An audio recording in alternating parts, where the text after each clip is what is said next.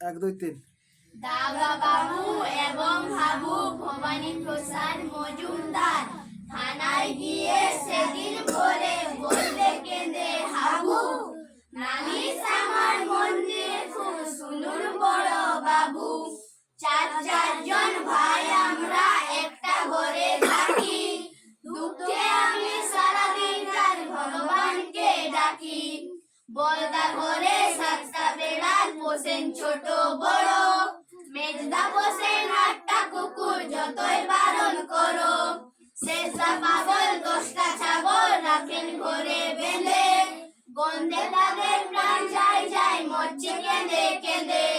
দাগা বাবু বললে হাবু তোমরা কি সব ভুলো, সদাই খুলে রাখবে ঘরে জরা জানলাগুলো। শুনে হাবু বেজায় কাবু বললে করুন সুরে,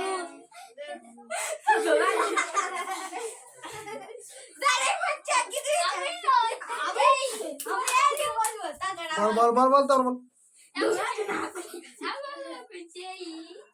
আপনি কি ছিল না ভুলে গেলি, ঘুরে